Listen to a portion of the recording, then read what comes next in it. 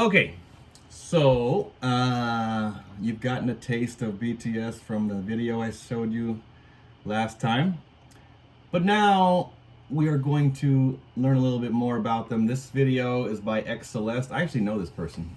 She was actually at the same concert I was at in LA a few years ago. I've seen her walking around, little cute Asian lady. She's nice. Okay. And this is one of my favorite videos that she's ever done, where she kind of breaks it down, who BTS is, what they are, and how they're different than everybody else, you see? And you're kind of camera shy. I literally had to like nag you to do this with me. So she's not a camera person. No. She's not a video person. She's not a YouTuber. No. So this is kind of a big deal, her just doing this, so I appreciate it. You're welcome. But she is curious on who BTS is. She has to be a little curious because she probably wonders why a guy like me would be so into them. So we're gonna dive a little bit deeper. Okay. Sound good? Sounds great. Isn't she cute with the shy? Look at the camera real quick. See, look here. That way it won't be weird. It won't be weird anymore if you just stare at the camera for a few seconds. See? It's not weird anymore. Not weird it's anymore, Not weird right? anymore. Just get used to it. Anyway, Okay. we're gonna check this video out by XCeleste. Introduction to BTS. Here we go.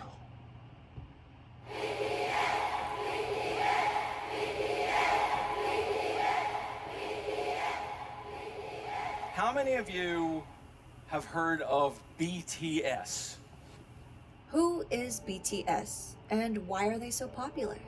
BTS is a 7-member group from South Korea. While the words boy band are often associated with the image of screaming teen girls, that is far from reality. First, there's nothing wrong with being a young person showing love for something you enjoy. But what if I told you about 24% are in their 20s, 28% are in their 30s, and 21% are in their 40s.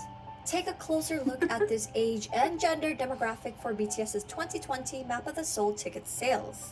Females ages 25 and up made 46% of web traffic, and 31% were males.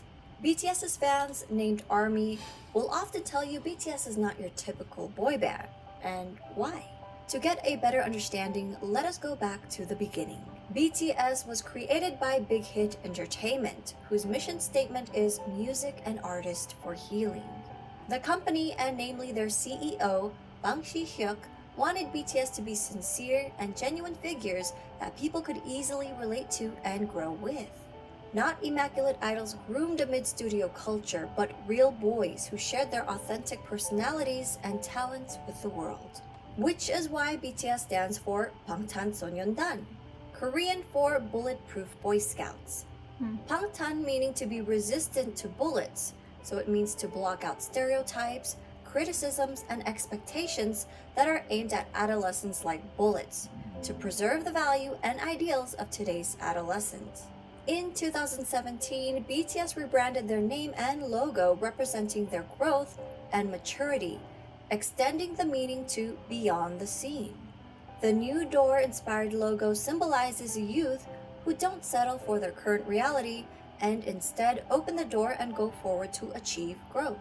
BTS debuted on June 12, 2013 with 7 members: RM, Jin, Suga, J-Hope, Jimin, V, and Jungkook. All 7 members came from different parts of Korea. So at first, living together in a small apartment was a challenge. Their CEO, Bang Si-hyuk, created a method for the boys whenever they got into an argument. 일단 싸워도 된다. 싸움을 두려워하기 때문에 우리 갈등이 커지는 거다라고 가르치고요. 그 다음에 마지막으로는 단 해결은 7이 같이 하는 거다. 싸움은 둘이 해도 해결은 7명이 같이 해라. 하기 너무 창피한 걸로 싸움을 해도 결국은 같이 와서 저희가 이런 문제를 갖고 둘이 싸웠는데 이렇게 해서 이렇게 해결했습니다라고 얘기를 하고, 그런 부분들이 이 팀의 친화력을 혹은 시너지를 강하게 만들고 있지 않나 이렇게 생각합니다. Over the years, the boys have come to love each other despite their difference in personalities. to the point where they'd feel incomplete with one member missing. They became each other's strength and support and formed a brotherhood. 제 머릿속에는 옆에 멤버들이 있어야 뭔가 자연스러워. 그러니까 뭔가 내 핸드폰이나 지갑처럼 없으면 불안한 그런 것들 있잖아.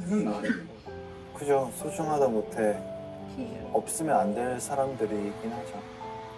왜냐면은 넘어져도 저 혼자 일어나는 게 아니라 그냥 같이 일어난 거니까. 좀 생각을 해보면 이런 7명이 어떻게 모였을까라는 생각이 들어요, 이제는.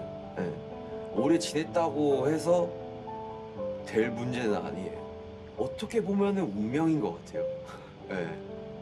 되게 유치하지만 그냥 운명이었던 거예요, 이건. Their climb to the top may seem sudden to those who didn't follow their journey, but it was far from a walk in the park. BTS's company, Big Hit Entertainment, started off small and faced numerous hardships, even coming close to bankruptcy. Since Big Hit wasn't a large company at that time, they lacked the resources for promoting BTS. Even getting the chance to debut was a fluke. Their debut performance opportunity came about because a music show needed a filler for someone else's spot. Even after they debuted, their performances would often get cut, and if they did make it on air, their screen time was very short since Big Hit didn't have the power or influence bigger companies had over broadcasts. Since they were often not invited to a lot of big variety shows, the company found their own way to communicate with their audience through platforms such as YouTube. By vlogging their journey, they allowed us to discover their personalities. They also created their own variety shows and often live streamed with fans. They honed their crafts for hours on end, practicing in the dance studio and producing music, returning home at dawn to all sleep in one bedroom. Damn. 2 years of hard work and not knowing where they How ended old are they up, they supposed to be at this finally time? won their first music 18, show 19, award. 20. Yet, as they grew in popularity, they were falsely accused of sajeki, which is when a company buys their own artist albums to boost sales for the charts. That's because people couldn't believe a group from a small company was selling well, ignoring the fact that a small company wouldn't have the resources to pull off such a scam. These were just a few of their hardships and struggles. I created a separate video highlighting their past hardships. I'll link that in my description box. Throughout the years, BTS were able to reach impressive milestones while continuing to sing in Korean. They shattered cultural language barriers with music and attracted an international audience. They grew organically by staying true to themselves while building a genuine connection with their fans from around the world. During an era where streaming numbers have gone up and traditional album sales have gone down, BTS has become an industry anomaly. Their latest album, Map of the Soul 7, released My February favorite. 21, 2020, is the best-selling physical album of the year, and they sold over 500,000 copies in just the United States alone. The biggest kicker? Well, BTS did this without a single bundle. And what does bundle mean?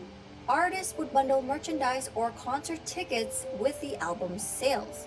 For example, a copy of an artist's album, digital or physical, would be included in every t-shirt sale or ticket sold for their concert.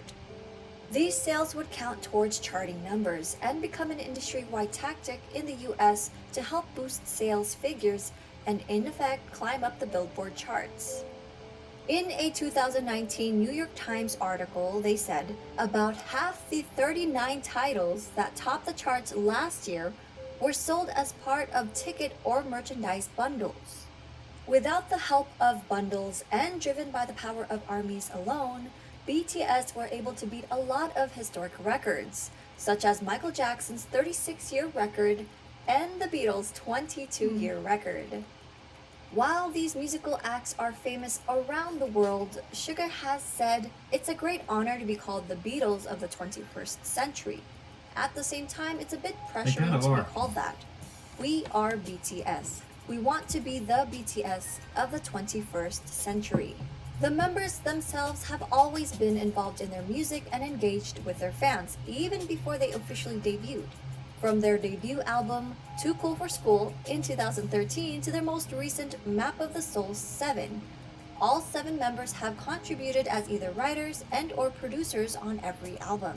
All of BTS are associate members of the Korea Music Copyright Association, and as of August 2020, J-Hope, Suga, and RM were all promoted to full members of the association.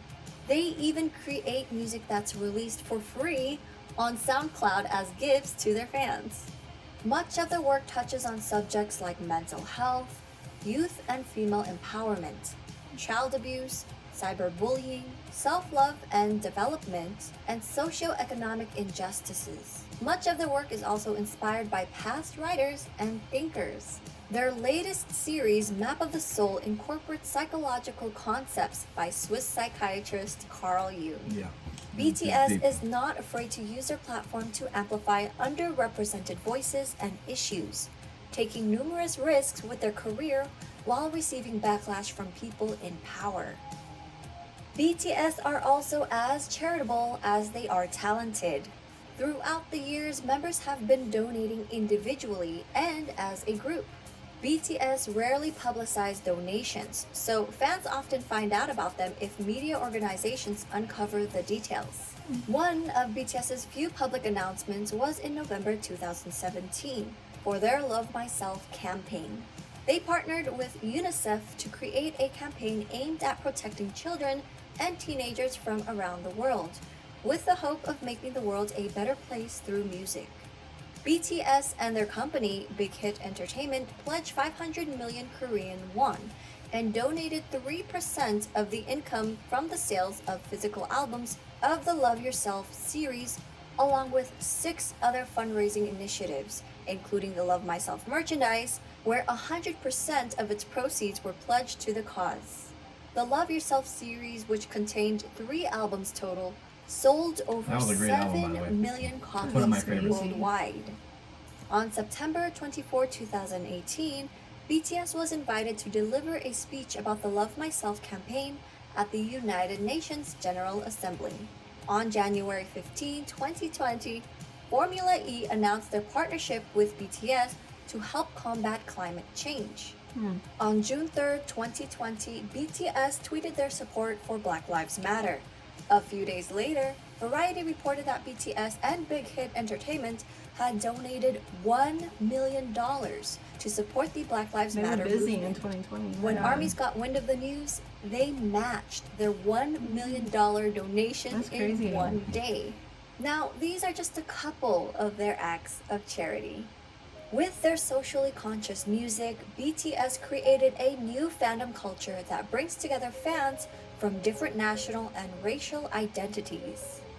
This led to the emergence of bilingual army volunteers who translated right. BTS Korean lyrics and videos in their language almost real time, making the content immediately available to non-Korean speakers.